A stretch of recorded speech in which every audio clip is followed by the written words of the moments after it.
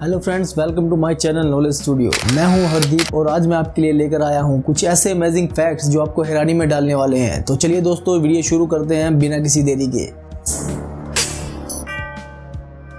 एक बात बताइए कि आप बिना सोए कितनी देर तक रह सकते हो? 1 दिन, 2 दिन या मैक्सिमम 3 दिन।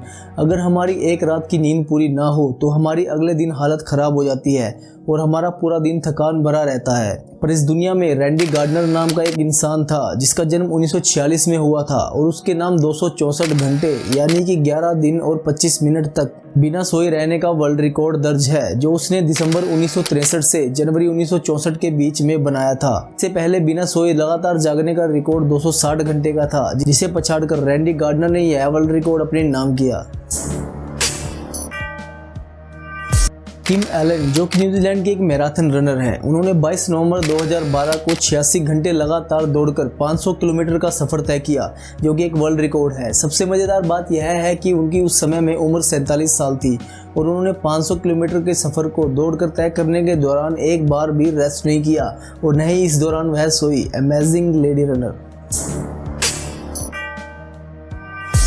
फुटबॉल गेम तो आप सभी लोगों ने खेला होगा, जिसमें 2 टीम्स होते हैं और एक दूसरे के खिलाफ गोल करती हैं। पर हाल ही के दिनों में एक नई तरह की फुटबॉल गेम की इन्वेंशन हुई है, जिसमें 3 टीमें होती हैं और इसके लिए रेक्टेंगुलर नहीं बल्कि हेक्सागोनल ग्राउंड का इस्तेमाल किया जाता है। इस गेम में 11-11 खिलाड़ियों वाली 3 टीमें होती हैं और 3 ही गोल पोस्ट भी होते हैं। इसके अलावा इस तरह की फुटबॉल गेम में 30-30 मिनट के 3 हाफ होते हैं। सबसे मजेदार बात यह है कि इस गेम में उस टीम की जीत होती है जिसने सबसे कम गोल खाए हो, न कि सबसे ज्यादा गोल करने वाली टीम। इस तरह की अजीबोगरीब फुटबॉल का सबसे पहला मैच स्पेन में खेला गया था। कोबरा को दुनिया के सबसे जहरीले सांपों में से एक माना जाता है और कहा जाता है कि इसके काटने से 30 मिनट के अंदर अंदर इंसान की मौत हो जाती है। पर मैं आपको एक ऐसी घटना के बारे में बताऊंगा जिसने इस थ्योरी को गलत साबित कर दिया। साल 2016 में एक इंडोनेशियन सिंगर जिनका नाम एनिगता था, उनको एक शो के दौरान कोबरा सांप ने काट लिया। चौंकाने वाली बात यह है कि इस कोबरा सांप के काटने के 45 मिनट बाद तक भी वह अपना गाना कंटिन्यूअसली गाती रही। निगता को भनक तक नहीं लगी कि उसे कोबरा सांप ने काटा है और पूरे 45 मिनट बाद उसकी उसी स्टेज पर मौत हो गई। ब्राजील के रहने वाले एक डॉक्टर जो कि चोरों से बहुत परेशान थे। चोर अक्सर उनकी मेडिकल स्टोर के सामान को चोरी कर लेते थे और इसको रोकने के लिए डॉक्टर ने जो किया उसके बारे में सुनकर आप सभी के होश उड़ जाएंगे। उस डॉक्टर ने एक फेंसिंग बनवाई और उसमें HIV से इन्फेक्टेड सिरिंज फिट करवा दिए और वहाँ एक बोर्ड लगवा दिया जिस पे लिखा हुआ था wall with HIV positive blood, no trespassing. कमाल है यार इस डॉक्टर की। इसके बारे में क्या कहें, आप ही कमेंट करके बताएं। साल 1902 में सेंट पियर नाम की एक वोल्केनो एक्सप्लोड हुई और इसमें इसके पास के एक शहर के सभी 35,000 लोग मारे गए।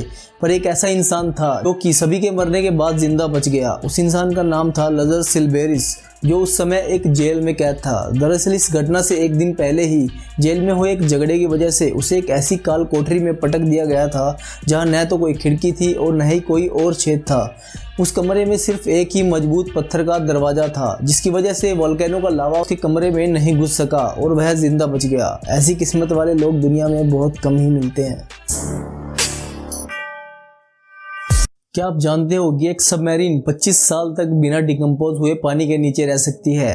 एक सबमरीन के सरफेस पे आने का सबसे मेन रीजन होता है उस पर काम कर रहे लोगों का खाना और उसमें डालने वाला फ्यूल। अगर इन 2 चीज़ों को छोड़ दिया जाए तो एक सबमरीन को 25 साल तक लगातार पानी में डुबो कर रखा जा सकता है और वह भी बिना गले सड़े।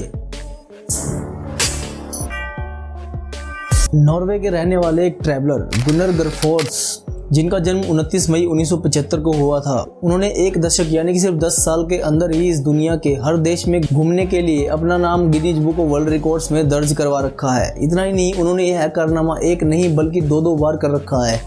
एक ट्रैवलर होने के साथ साथ गनर ग्रेफोर्ड एक ऑथर और एक पब्लिक स्पीकर भी हैं और उन्होंने ट्रैवलिंग से रिलेटेड कई किताबें भी लिख रखी हैं। हमने अक्सर सुना है कि आने वाले भविष्य में उड़ने वाली कारें बनाई जाएंगी, पर ब्रिटेन के रहने वाले एक दूरदर्शी इंसान माइकल डेक्रे ने इसका इन्वेंशन करने की बहुत पहले ही सोच ली थी। 1956 में जन्मे माइकल डेक्रे ने 1975 में ब्रिटिश सेना को ज्वाइन किया और वह ब्रिटिश एयरफोर्स में एक पायलट बनने में कामयाब रहे, जिसके बाद उन्होंने कई सारे एरोप्लेन्स को उड़ाया और इसी दौरान उन्होंने उड़ने वाली कारों का इन्वेंशन करने की भी सोच ली थी। उन्होंने एक 8 सीट वाली उड़ने वाली कार बनाई और 16 अगस्त 2009 को माइकल डेक्रे इस टैक्सी जेट का फ्लाइंग टेस्ट करने के लिए उसे टेक ऑफ कराने की कोशिश करने लगे। 3 असफल प्रयासों के बाद उनकी यह फ्लाइंग कार टेक ऑफ करने में कामयाब रही, पर कुछ ही देर बाद अचानक से वह कार जमीन पर आ गिरी, जिससे उसके इन्वेंटर माइकल डेक्रे की भी इस हादसे में जान चली गई और उसके साथ ही फ्लाइंग टैक्सी बनाने का सपना भी हमेशा के लिए खो गया।